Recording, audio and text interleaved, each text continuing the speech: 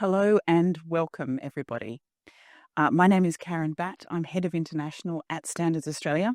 And on behalf of Standards Australia, I would like to pay my respects to the Gadigal people of the Eora Nation, who are the traditional custodians of the land on which we are streaming this webinar today. I pay my respects to their elders past, present and emerging, and celebrate the diversity of the people and the ongoing connection to the lands and waters which we know as Sydney. I'd like to pass to Malcolm MacMillan, who's the National Manager of Standards New Zealand, to share a karakia on behalf of Standards New Zealand. Kia ora, Karen. Tāwhia te mana, kia mai, kia maia. Ka huri taku aro ke te pai, ka horarangi, ka rere te urorongo moko. Ma mahi tahi ki ora ka puawai.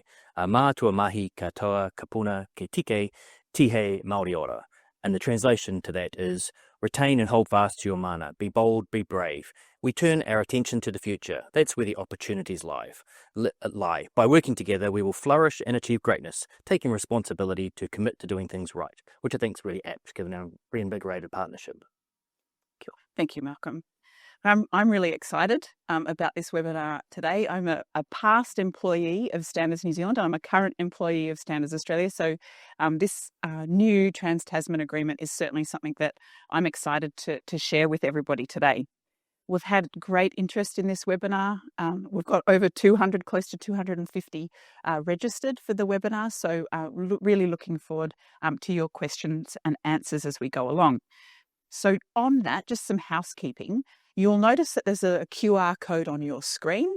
That's going to be available for you to answer questions all throughout the session. So as soon as you have a question, pop it on that Slido. It'll take you to the Slido, which I'm sure many of you are familiar with. And we'd love to have all of your questions, which we'll answer after we give some, after I ask the panelists a few of those questions. You'll remember in about August last year, you would have seen a signal to these new arrangements with a heads of agreement that was signed by Standards Australia and Standards New Zealand to really strengthen that Trans-Tasman Standards partnership. We've been working in the background, and this culminated in a new operating arrangements that we're talking about today, this week, and that signing of the new agreement earlier this year. So we're really excited to share with you about what's actually changed and why it matters to you as contributors and how it's going to affect you in your standards development work each day. So I've got an esteemed panel here who are well capable to talk about the agreement because they've been the ones instrumental in getting to this agreement, but also to answer your questions at the end. So first of all, I'd like to ask Malcolm MacMillan. I introduced Malcolm before. He's the National Manager of Standards New Zealand. And I wonder if, Malcolm, you could share some of your reflections on why you think this agreement needed to be refreshed. Thanks, Karen. So I think at the heart of it, this is a commercial agreement between the two national standards bodies. It gets into a whole lot of stuff around sort of how we're going to work together and intellectual property and copyright and all sorts of commercials and the settings. But what's really important, particularly for our sectors and industries, is the opportunities that creates. We've had previous sort of commercial arrangements in the past. I think the last one was a decade old. There's been a lot changed in the world in the last decade. So I think that's at the heart of why we needed to refresh and rewrite how we do this stuff. Technologies have changed, the AI and the internet and digital everything. So it's about tackling currency and making sure that we're future-proofed and fit for purpose in terms of what we do and how it's going to serve industry and the needs of industry. And then I think too, there's at a geopolitical and political and economic level, there's a bit of a resurgence around that one economic market objective. How do we support industry around trade and market access and the interoperability of products and services across Australia, New Zealand? So standards are fundamental to all of that. So again, making sure we were future-proofed and fit for purpose and had currency going forward. So I think that's the driver for reinvigorating this. Great reason. Yeah. Fantastic. Thanks, Malcolm. I'd like to welcome Kareen Takos to the panel this morning as well. Kareen is the Chief of Engagement Standards and International at Standards Australia. And Kareen, can I ask for your reflections on the modernisation of this partnership that Malcolm's just noted. Yeah, absolutely. I mean, we've had a long-standing partnership with Standards New Zealand. Malcolm touched a little bit about, the institutional arrangements that were in place, particularly in the last 10 years. And we saw, unfortunately, certain aspects of that were not as conducive to us developing as many joint standards as we possibly could. The goal here really from this refreshed partnership is about new opportunities for us to collaborate more broadly, removing all of the barriers to participation, making our processes way more streamlined, leveraging from technology together and working to really bolster the common economic market where standards can actually support that. The one piece that I think we also need to highlight, though, is that it doesn't take away the opportunity and the ability for both organizations and countries to go their own ways. At times, there may be a need for that, but what this agreement provides is the capacity for so long as stakeholders want to work together and develop joint standards, the capacity and the capabilities are there to enable it to take place. Great. Thanks, Kareen. And Roy, over to you. Roy, welcome to Standards Australia. Roy's the manager of standards development at Standards New Zealand. And I wondered, could you tell us a little bit, Roy, about how this new arrangement is going to lower barriers to participation and engagement for our contributors? Sure. So one of the key things that this arrangement does is end the need for project by project fee contributions from New Zealand. We've an agreement now with Standards Australia where we pay an annual fee. And that means that when we have the opportunity to join in, as Kareen was talking about with projects, we are looking for involvement from the sectors still, but the individual price, which was very reasonable, the contribution to the project fees we acknowledge was very reasonable, but it was still a difficult, I think, for organizations to find it at the time. We're now working on a way where we are providing an annual fee, and so that need to find money in the middle of a financial year has disappeared. It also reflects, I think, the contribution that industry make to standards. There's a lot of small medium enterprises in New Zealand. Time is money.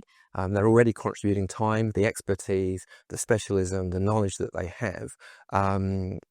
That is costing them, and so by reducing the fee barrier, we hope that makes it easier for the SMEs to take part and for us to get more involvement in the joints process. That's great news, Roy. And I think that's a good segue to introduce Richard Lambert, who's our head of standards development. Roy's sort of touched a little bit on that day to day, but could you tell us about what experts are going to see changing day to day as a result of the agreement? Yeah, of course. It's not going to be an overnight, suddenly everything is changed and everything is different. That's absolutely not what's going to happen. But what we expect to see is a very slow and gradual increase of the amount of joint work that we do. Standards New Zealand and New Zealand will now have the opportunity to opt in and participate in almost all of our projects. The focus to start with is really going to be on our committees that are already joint and are already operating with joint standards and developing those. But the opportunity for standards in that portfolio that's AS only, so it's already Australian only, or in many cases, as people have seen over the years, standards that have dejointed and have moved from being joint back to AS, the opportunity there is going to be there for New Zealand stakeholders to participate and join that project. There'll be obviously still criteria that on either side that needs to happen in terms of stakeholder support and resources and participation on both sides to be able to undertake the work. But we expect to see that start to increase.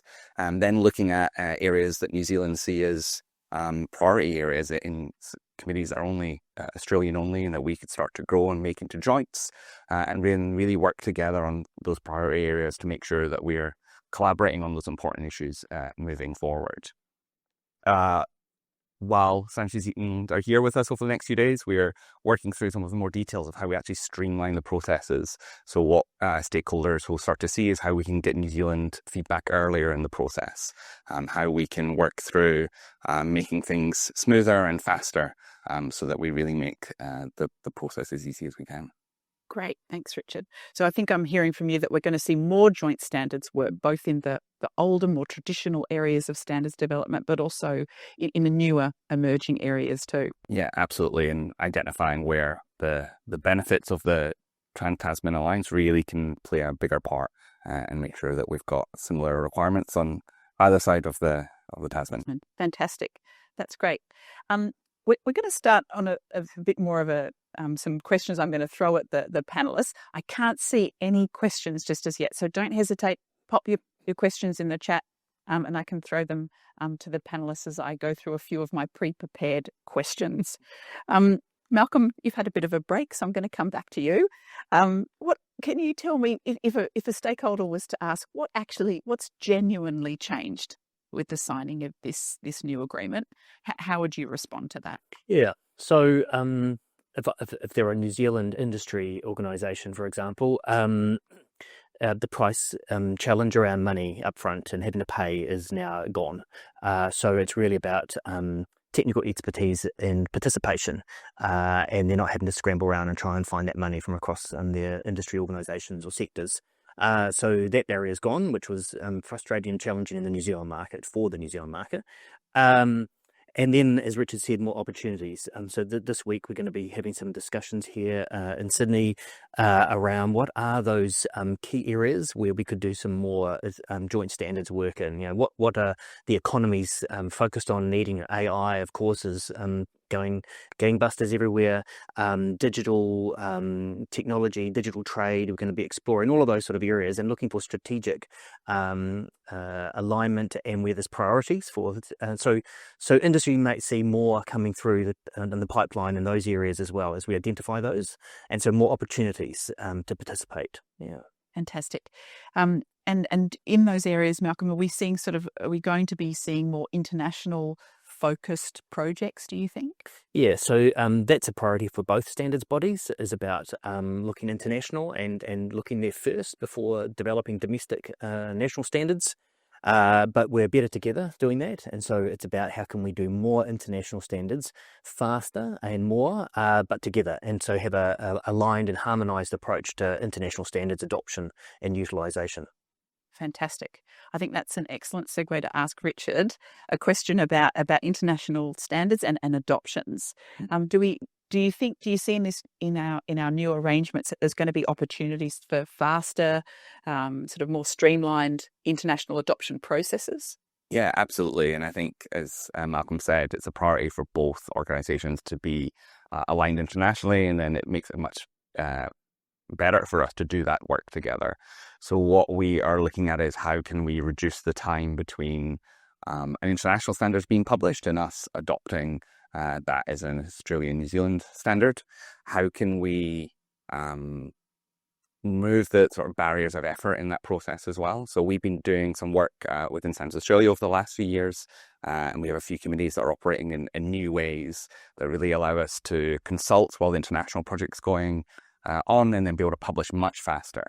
So this opportunity and what we're working through in the new arrangement is how we can expand that to many more committees and have that process go faster, make it easier for people who are participating internationally to see those adoptions. And then the big one is that reducing of time. Yeah, great. And we've been getting good feedback from our stakeholders about that change. Yep.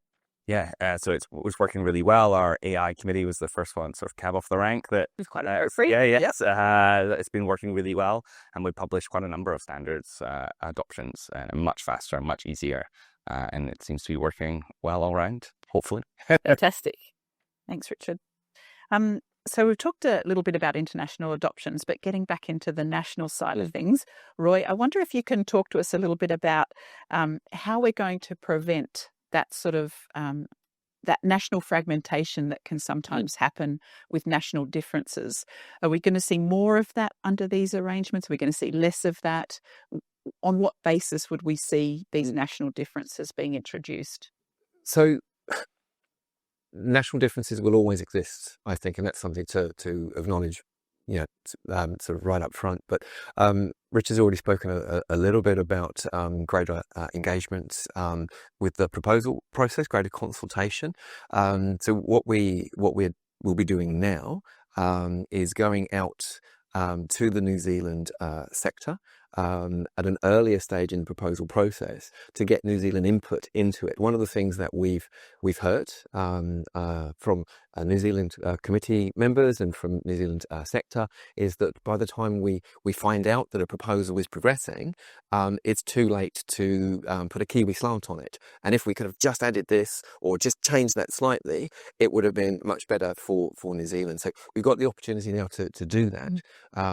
So we are asking the sector, will be asking the sector to give us that input and say, is there something in here that is if we could tweak it slightly, it would still work for Australia, but it would actually work for us, so we don't have to have a specific difference. Is there something missing that will make this a lot easier for New Zealand? But there are differences. We have we're a shaky country. Australia not so much, and so there will still be differences where this actually has to be different in New Zealand because it has to be different. Regulatory settings are another area where there may be some differences that still exist, but the idea of a joint standard is that it's as joint as possible, and that makes it as easy as possible then for that Trans-Tasman alignment, the Trans-Tasman trade, and the two countries to be working as seamlessly as possible. Yeah, fantastic. So I'm sort of hearing that although it's possible to have national differences and sometimes it's very justified, we should see reductions in that because we're going to be both involved more up front in setting the shape of the scope of the standards development projects. That's certainly what we're aiming for. And we will see how that works. But yeah, that's the expectation, is that we start to get more closely aligned as we move forward, or we rub the edges off of this agreement. It's still very, very new, so there are some edges that we're just moving down, and we should see that flows through. Great. That's a good segue, I think, to Kareen. We heard from Richard before that he said don't expect changes immediately tomorrow. He said that we need to be a little bit patient. But what can stakeholders expect to see over the next sort of 12 to 24 months? Well, I think it would be really a combination of all of the aspects that everyone mentioned before. If we take a step back, really, and we're seeing, from a fragmentation in our geopolitical landscape, Malcolm touched upon this a little bit earlier, of we're much stronger together, we're smaller economies in the global context, and when we actually work together and we remove those barriers, we're really stronger. And I think the key goal here is to make the common economic market much more harmonized, really, and remove the barriers that our organizations had somewhat put in place for that to take place. Roy's comment about bringing all stakeholders together, not just like let's do the consultation in Australia first and then we kind of bring New Zealand along later when it's kind of a done deal here. That's not how we will operate moving forward. It needs to be a consultation across both nations and with all stakeholders so that we can try. I'm maybe more optimistic that maybe in 24 months, we'll see a lot less national variations because we're actually doing a lot more of the work up front to get that agreement. So really, the goal and the ambition is that we'll see greater harmonization across the Tasman, and our stakeholders will feel that it's not as difficult and we don't have a lot of bureaucratic steps in process to get their work underway. That's an ambition for both our national standards bodies to make it easier for stakeholders to engage with us, to develop standards. And I think this refreshed partnership allows us to do that. And there is a reaffirmed commitment to do that as well. Fantastic. Thanks, Kareen.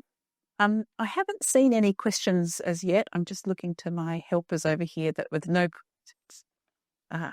I do have some questions, apparently. I haven't seen any questions on my screen. I might refresh. But in the meantime, I wonder if while those questions are coming through, could we maybe reflect on what in the next 2 days I mentioned before we're going to be thrashing out some of those nitty-gritty parts of the agreement. And I wonder, Malcolm, if you could share what you think is going to be some of the more challenging discussions over the next couple of days. Yeah, challenging good. So I think we're going to be looking for where can we avoid. So I'll answer your question with themes because the detail will be worked through over the next couple of days. But avoiding duplication of effort. where are the things that we both currently do that we can do once and then share. We'll be exploring those sort of areas, topics and priorities for industry and for economies, and does that help inform a future pipeline of work in terms of themes and areas to do joint standards work on. We've touched on the sort of concurrent adoption of international standards. We'll sort of nail down how that works and how we're going to run that so that, when they pump out the door at ISO, IEC, we're ready to adopt them domestically, because concurrently while they were being developed, we've done all our domestic side of the things in our respective markets. So we hope to kind of get the detail of that thrashed out this week. So quite a few things around that, operating processes, procedures, and how do we just get streamlined and efficient where we can. Great. Well, it sounds like it's going to be a busy couple of days. Any reflections from you, Kareen, on where you see the challenges? Are they similar to what Malcolm's outlined? Yeah, well, and I actually think that there are more opportunities than challenges. One of the discussions that we're also looking at having, because I think it's not so much on the standards development side, but it's also how do we actually enable better access to our standards to SMEs in particular. So if we look at the size of our economies and the types of organizations that really need standards and tend to find costs being a barrier to access, or how we provide standards. So we actually have quite a exciting conversation about what are our lessons learned, how can we collaborate, is there an opportunity for us to really rethink the way that we're doing some of those elements as well. I think there is a greater opportunity to really, Malcolm used the word better together, but really for us to get our markets and our stakeholders and users of standards to really embrace the work that both national standards bodies do in a much simpler and hopefully cheaper and faster way as well. Yeah. Great. Fantastic. I'll add, as we always do, sharing our successes and what's worked in different markets, and this has worked for us, and this is how we've done this, with a focus around access and tackling some of those challenges for industry around participation, AI, of course, and what's the future look like there. That's both a challenge and an opportunity. So we'll be kind of thrashing around all of that sort of stuff this week. Yeah, fantastic. Yeah. Great. Well, looking forward to some of those discussions. I now have a load of questions that have come through, so there's quite a lot of good questions. I'll try to take a New Zealand flavoured one and then an Australian flavoured one. There's one here that's sort of reflecting on how the committees are going to operate under the new arrangements. It says standards committee representation is crucial for any standard project. How can we ensure that NZ's voice is heard in joint standards? Considering the size of the markets and the population, New Zealand will always be outnumbered by the Australian counterparts. Roy, could you reflect on that comment a little bit and how both voices will be heard in that process? Yeah, we've talked already about the earlier consultation and the wider consultation with New Zealand stakeholders. That's a way of getting the New Zealand voice in at the beginning. Building on that, we are always keen for increased participation on committees. We recognise that New Zealand is, population-wise, is a smaller country, and so we all recognise that we don't necessarily have 20 experts in one field where Australia may have. But I think the responsibility of the committee members is to put their position forward, to put New Zealand's position forward. And with the earlier engagement, with the earlier consultation, we should know what that position is sooner. We should understand better what the wider sector is after. And so the committee members who are there, the 2 or 3 or 4 New Zealanders who are there, and in some cases it's 12 or 15 Kiwis who are on a committee. So it isn't always completely imbalanced. They will have the opportunity to better reflect what the wider New Zealand stakeholder market is after. But I do think the chairs and the project managers generally, they try quite hard to balance. One of the jobs of a chair is to ensure that all the voices are heard, and that equal weight is given to people's views.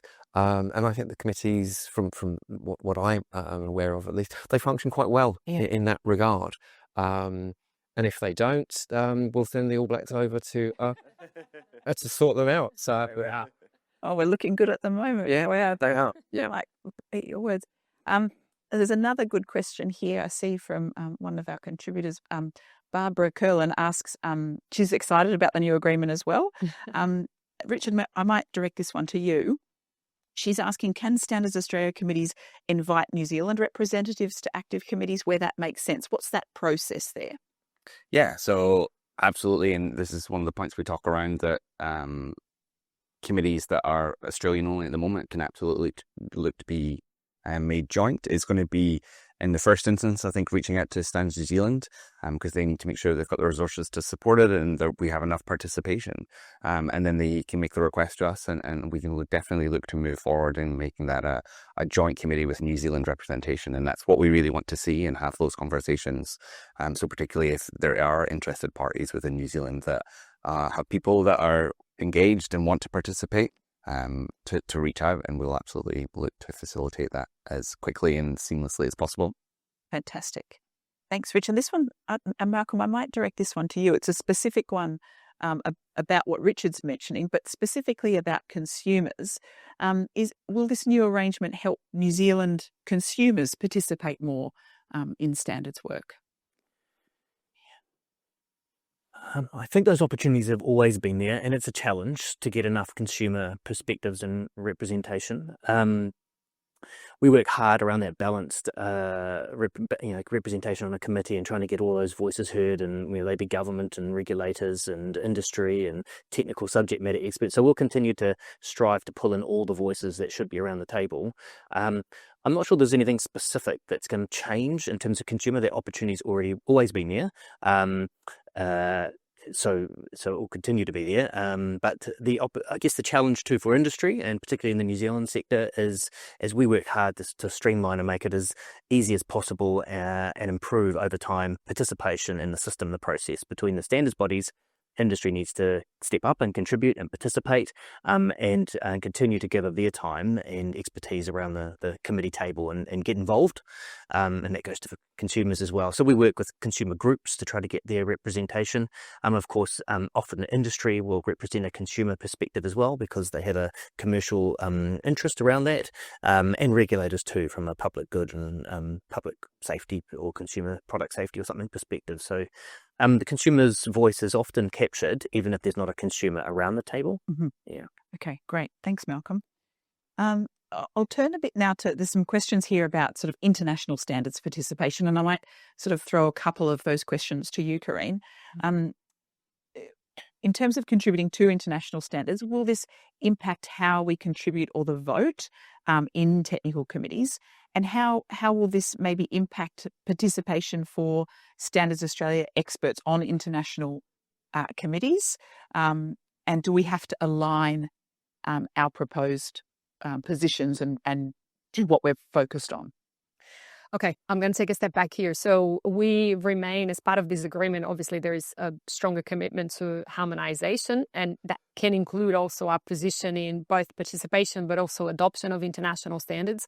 But each national standards bodies retain our capacity and our stakeholders' capacity to actually vote or provide a particular position at the ISO and IEC level. So that remains unchanged. In fact, Standards Australia will do the final ballots on behalf of Australia at ISO and IEC, and Standards New Zealand will do independently their own voting. And that's part of the conditions of our membership to those organizations. But where I think there is a lot of opportunities is for, mirror committees that are joint committees, not because they're mirroring jointly, but because they also develop national work, and there is a lot of harmonization there, to actually discuss and formulate common positions, but then independently take them to the ISO and IEC level. So it's nuanced. Absolutely, we should be working together, because again, we're stronger as together, as opposed to just Australia putting a separate position and New Zealand putting a separate position.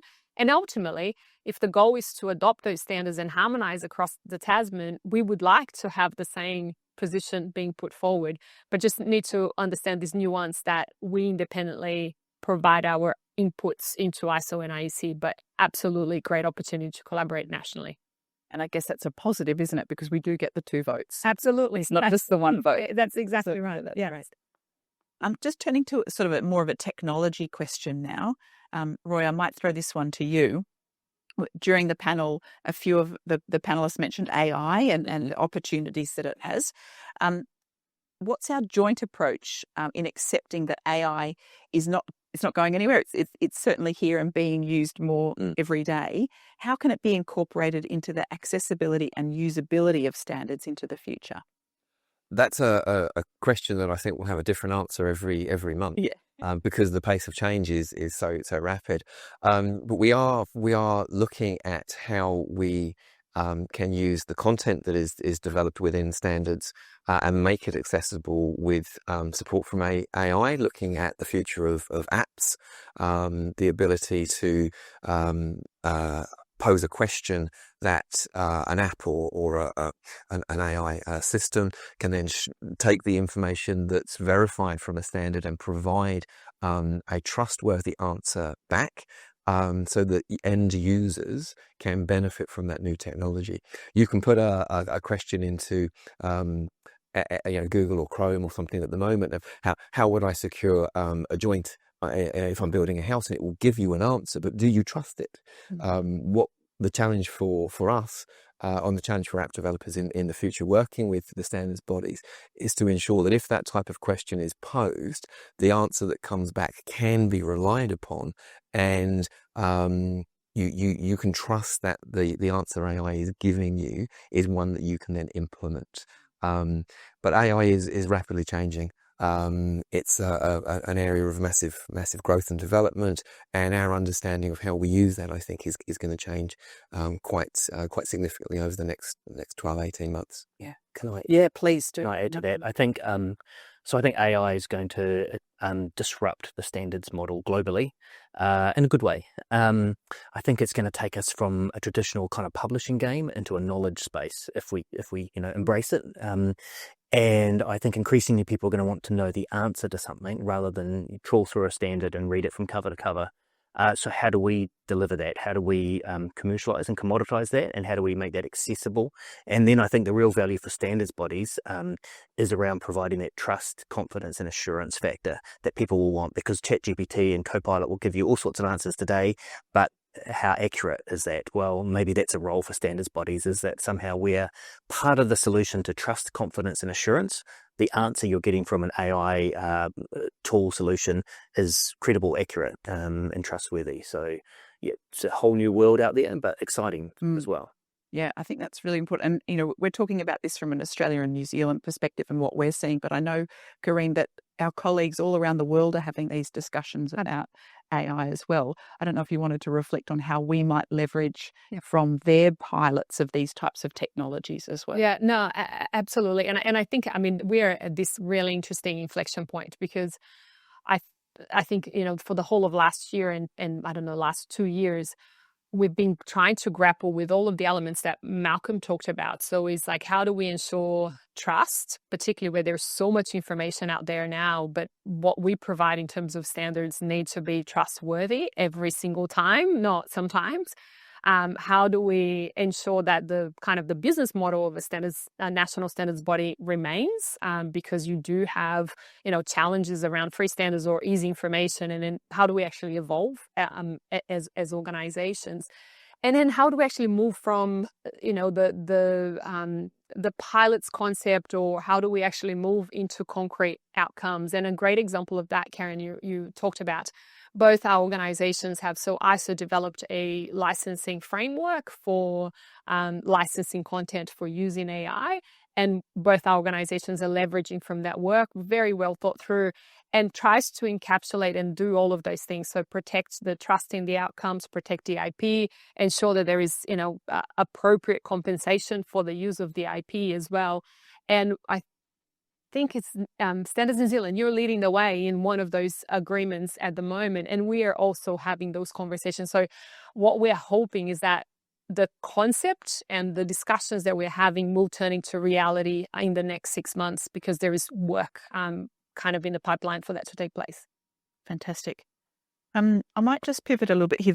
I just must say thank you so much. The questions are definitely coming in thick and fast now, which is fantastic. There's a question here more back on the process side of things regarding what we might see from the new arrangements in terms of speed to market and timelines for developing standards. Rich, do you think that we're going to see dramatically shorter periods of time to develop standards or any changes in either direction? I don't think this agreement necessarily is going to change the timings drastically, but that in the agreement we continue to commit to how we can streamline processes, how can we remove those barriers, and there's a lot of work underway at the moment around how we can do that, how we can continue to look at where are the points that things get stuck, where are the points where things take a long time, and how can we remove barriers or support work there. So we've been doing a lot of work in Standards Australia on an end-to-end review recently that looks at all of these kind of things, but we'll be able to share those benefits with Standards New Zealand so that we will continue to see more efficient timings of standards. So absolutely still number one priority. Fantastic. Just still on that process side of things, there are a couple of questions around resourcing. There's a specific one here about standards in a particular sector that due to legislation that they can't easily be adapted for use in New Zealand, and that they're still seeing a financial hurdle in those revisions. And there's another question about how the agreement addresses those funding model challenges within the standards ecosystem to ensure that both bodies have the resources they need to support the work.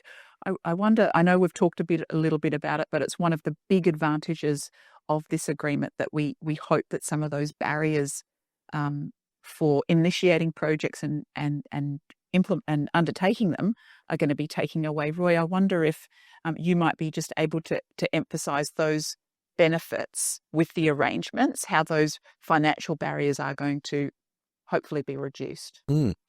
So we've already talked about the fact that we've gone away from project by project fee requests to an annual fee agreed between Standards Australia and Standards New Zealand. So we are still required to fund the work that occurs. We are working with government agencies and government regulators who are traditionally one of the larger funders of standards work, and working with them to ensure that we do have funding in place to meet our obligations under the contract. The flow on to that should be less picking and choosing of which standard we want as a government regulator. You know, we would like to take this standard, but we know there's something that's more pressing for our priority list that's coming up in a month or two, and so we're going to say no to this standard, so we have the money to say yes to the next one. That barrier has now gone. The ability for government agencies to say this standard is of interest to us, so yes, let's opt into it, is now there. The door, I won't say that the door's wide open, because it still requires people. We still require commitment from experts within New Zealand to be there and to ensure that they're contributing the New Zealand position and the New Zealand wants and requirements. But there's less need now for regulators to cherry pick, I guess, the ones that are absolutely essential to them. So we can take the absolutely essential, yes, this is great. Yeah, this is okay. But if we had to choose, we probably wouldn't choose this one. So the door is certainly a lot easier now for us to walk through. With the wider industry sector, the same is true, except it's even better, because we're not asking them for money at all now. And so that's that barrier to, we would love to take part. We have people who we can commit, but we just can't come up with the project fees. And again, this is never intended as a criticism of the old system. The project fees were absolutely fair, and were needed to be paid. But it was still a problem that we had to overcome. Now that problem's been taken away. And so the ability for the sector to say we would like these standards, that ability is there now, and I think we have to try it. We have to see how it works in practice. We may have an avalanche of things that actually we want this, we want this, we want this, we want this, and it's like, okay, so we still have to back that up with, have we got the room? Have we got enough people to actually be able to pick that up? And as Richard says, you know, we are going to be looking to increase this, but it does need to evolve. We are looking at evolution, not revolution. But yeah, I think it's a great opportunity. I think we can step into it with the support of Standards Australia. The conversations that we're having, we've had, been having them for a few weeks, and they're still ongoing, is very much about how can we make this work. And we would like that. And they go, oh, yeah, okay, could you do it this way? Oh, yeah, absolutely. We could. Great, that works for us and that works for you. So we're very much trying to work with each other, as opposed to it has to be like this. You know, there's a lot of willingness and a lot of good work already going. And so on that, I've got a follow-up question, Roy. You're still in the hot seat there. There's a question here that says, so on that, going ahead with that, what should industry groups do to help support this new initiative? So I know you've said there that it's not going to happen overnight. We're going to get lots of requests. How can industry groups support this when an awareness of standards or new standards, might not be obvious at first? How are we going to make that more transparent? And how can they help promote these, the more aligned? Yeah. That's a fantastic question. So whoever put that down, anonymous. That's a fantastic question. We need industry. We need the sector to step into standards development, and again, I don't mean that they haven't been, because they really have been involved. We couldn't develop standards without our industry partners. We absolutely rely on them, and they're fantastic. The amount of work that they already do is immense. But identifying that this is something that's happening, and we would like to step into this sector. We would like to go this way. Giving us that information allows us then to work with Standards Australia and say, look, this is emerging as a priority for New Zealand industry and for the New Zealand sector, and it's likely that it's also emerging as a priority for the Australian sector. And sometimes it's a case of, they're talking about that over there as well. So let's start having the conversations together. Where do they want us to go? What needs to be in the projects from a New Zealand perspective? That's where we need industry and the regulators to be telling us this is what we need. Can we have it? And it might be, yep, you can, but not now, because we've got to work through how we do this. And it may also be that if you need this, if you want this, and this is of value to you, we're going to need some bodies on the committee. So can you do that? Go ahead, Kareen. Can I just jump in and make one other comment here as well? I think that, again, fantastic question. What is always really helpful from an industry perspective is helping convey the value of engaging in standards, of using standards. Obviously, whenever we say these as the national standards bodies, people tend to think, well, obviously you need people to join and participate and do the work. But when it's coming from industry and people actually say the value is because I'm actually contributing to the requirements that I'm going to have to comply with, and I can see cost savings in doing that, and all of the benefits. So I think telling the story really helps, because you get more people engaged and you get more people involved.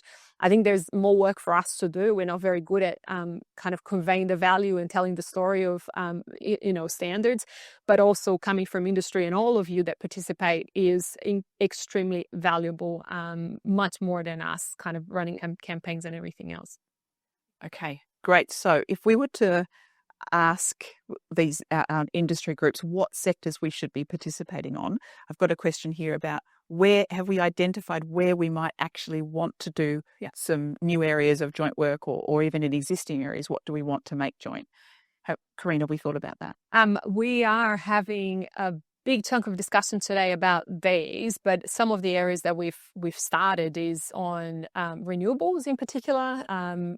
Solar, batteries. I think it's a big driver in both countries. Other areas is really critical in emerging technologies that I don't think either nations are necessarily kind of manufacturers of any of those products. We're likely to be takers, and influencing the international landscape is super important. And as we talked about this before, going together, we have a lot more strength and capacity to influence as opposed to doing alone.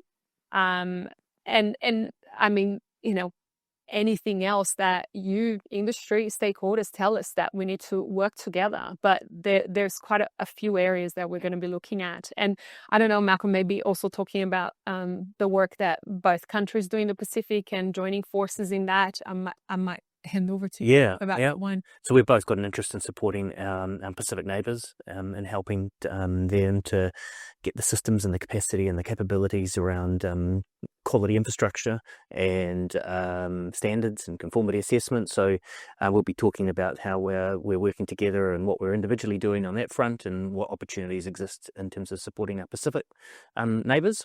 And then also themes around sort of digital and, whether that's cybersecurity or data management or AI and all those sort of things, really trying to support businesses in terms of digital trade and, technology adoption and utilisation. Fantastic, because that was exactly the question Kristen Hoskin just asked about how this agreement might help us help or diminish the ability for Pacific Islands to work with us on standards. So I think it sounds like the agreement's going to, certainly look towards more partnership between Standards Australia and Standards New Zealand in this space. So that's fantastic. And Kareen, I think we talked a little bit about the removing duplication, right? Because it's not helpful for any of our Pacific colleagues if we go and do capacity building, but then New Zealand is doing exactly the same. So it's about us kind of joining forces as opposed to duplicating efforts and then kind of amplifying the impacts that we can have in the region. Fantastic. Thanks, Kareen. And just on that sort of participation in standards development, there's a question here about how the new agreement might help us develop new talent to participate in the local, but also in the international space. Do we think there might be some advantages? Rich, you might want to talk about this, about how the new arrangement might lead to more young people wanting to participate in the process, whether domestic or international. Yeah, absolutely. And so I think there's a few different pieces in there that, again, removing some of the barriers we've talked around to participation, hopefully will encourage more people to put their hand up and come forward. And I think one of the biggest pieces is us continuing to share what's working well. We talked about accessibility in terms of getting people access to standards, but getting accessibility and people coming in to participate in standards development. I think giving greater opportunities for us to share what's working well in either country and sort of generating that. We were talking yesterday around our next gen program that we run within Standards Australia and how we can help Standards New Zealand with some of our learnings of that program and how we can, again, continue to encourage that and get more people participating, because it's a challenge. It's not a challenge that's going away, and it's just going to increase. So we absolutely need to continue to focus on that together. Fantastic. Thanks, Rich. There's lots of questions here specifically about certain projects. So I think that they might lead us to some good discussions about where we might prioritise some joint work. So if you have put in some specific questions about particular standards in certain areas, we will certainly pass those on to our engagement colleagues to have a look about what might be done there to look at those specific standards. There is a question here more on the commercial side, so hopefully we can answer this one. There's a question about the possibility of a joint access platform to purchase and subscribe to standards. Will this ever sort of come to fruition? Are we discussing this? Malcolm, would you like to take that? Oh, okay. Well, nothing's off the table, but obviously, on a commercial front, we had differences. We have institutional differences. Private company, public sector organisation, and so with that comes dependencies and arrangements. So as part of a government ministry, we're also bound by wider things that are going on. We utilise a lot of back office government ministry, technology functions and capability, and the ministry has roadmaps around some of all of that. So I think our lens will be around where does it hit the road and impact our customers and our clients, and are there opportunities there? Earlier this week, we were looking, sharing and understanding more about Standards Australia's public consultation tool, because at Standards New Zealand, we know we need to do better in that space and make that easier for our participants around consultation. So we're certainly learning from each other and sharing and looking for those opportunities. but couldn't commit to Yes. anything specific Yeah. because all the things that need to be worked through are far and wide and broad. But yeah, definitely really both focused on trying to make this easier for people to participate and access and consume standards. So Okay. Well, sort of a follow-up question to that about cost of access to standards. There's a comment here that cost to access to standards, particularly for small and medium companies, can be tricky in New Zealand and also Australia. Are we sort of sharing information about what initiatives might be looked at there? Kareen, I don't know if you... Yeah, happy to talk about this one. So to be very clear, we don't we cannot talk about pricing. That's not something that we do. Standards New Zealand is free to price the cost of standards however they like, and we do the same. That's it's quite separate. So I just want to make that really clear. We do have, so I'll talk a little bit about on the Australian side. So a few years ago, we launched our mobile app, which was an initiative to really significantly reduce the cost of access to standards. We also have our small business set. So again, for small businesses, they can access, packages, essentially a bundle of standards for a much lower cost of access. So we've made a lot of progress in those areas. The discussions that we'll be having with Standards New Zealand over the next two days is really about our experiences where we actually, think that we have achieved greater benefits, where are the areas that we still want to work.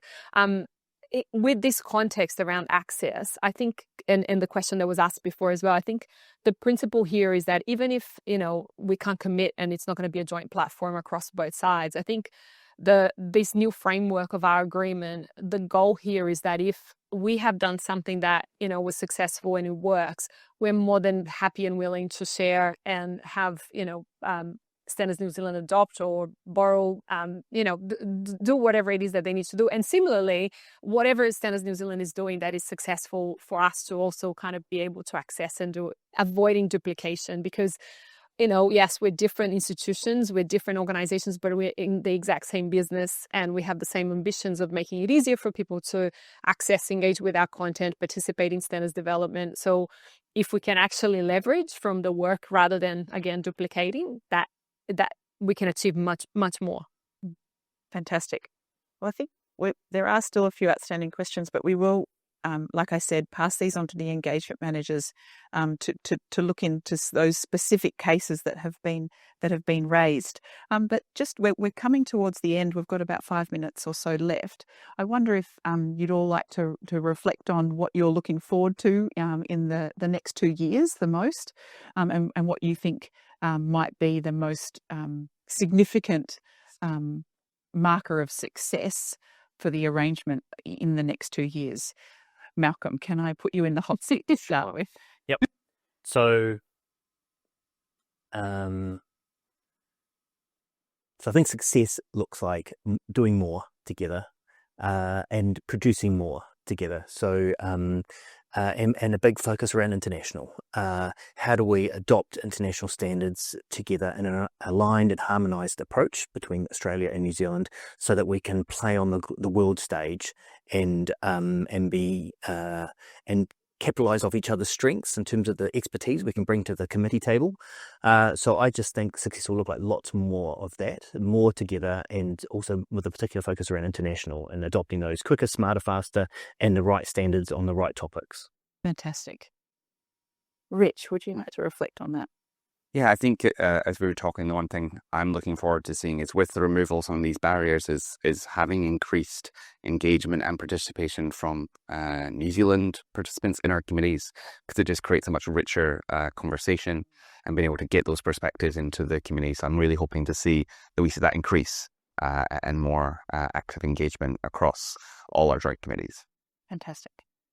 Kareen?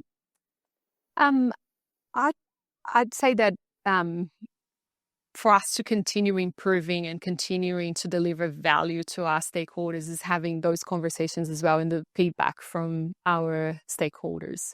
I wanted to make this point in the question before, which is, if there are things that are still not working around the partnership as we embark on these, we want the feedback, because the absolute objective here is to make it easier for everyone to engage on both sides, to remove the institutional barriers, blockers, bureaucracy. And if we haven't achieved that within the 12, 24 months timeframe, please keep on having the dialogue with us, because I think we will be better as single organizations, but also the partnership will be better if we continue to do that. Fantastic. Roy, what does success look like? I think it's a smoother operation between the two organisations. It is pretty good. But as I said, there's a couple of things where Standards Australia do it slightly different to Standards New Zealand, so aligning those wherever we can so that the work flows through smoother. We see less impact then on the committee members and on the stakeholder groups, greater New Zealand engagement early in the process. So that door has been opened. We now need to strongly step through it. But also I think getting to a point where the feedback and the commentary we're getting is almost nitpicky. Yeah. You know, we've got a recipe to bake a cake, and we're starting to bake the cake, and now we're looking at how we ice it, and then the next thing will be how do we put the toppings on, and when we've got down to should it be hundreds and thousands or should it be chocolate chips, that's actually at the point where the system is pretty good. And we're now just polishing that final product. So I'd like to see us getting kind of nitpicky feedback in about 2 years' time, because we've dealt with the big issues. And Roy, if we deal with the cake issue, maybe we can then move to pavlova. What should go on the top of? We could lead a joint standard on pavlova. New Zealand should be leading that one. Fantastic. Well, look, thanks so much, everyone, for joining the webinar today. As you can see, we're all excited about these new arrangements, and they really do reflect this shared commitment we have to making things smoother and more effective, particularly for you, because we really want to acknowledge the fact that many, without your expertise and your rigour that you bring to the process, we can't do this without you, and we really do appreciate your contributions to this process. We hope you will enjoy working together with your Australian and New Zealand cousins as we go forward into this new brave world. So thank you for your time. Thank you for all of these fantastic questions and for your continued support. I'm going to pass to Malcolm, who's going to share a closing karampia with us, and then we'll close the webinar. Thanks, Karen. Ke hiki te tapu, kia waiata Aotearoa, kia turiki e te marama, hui takie. Restrictions are moved aside, so the pathway is clear to return to everyday duties enriched and unified. Kia ora. Thank you, Malcolm, and thanks everyone for joining.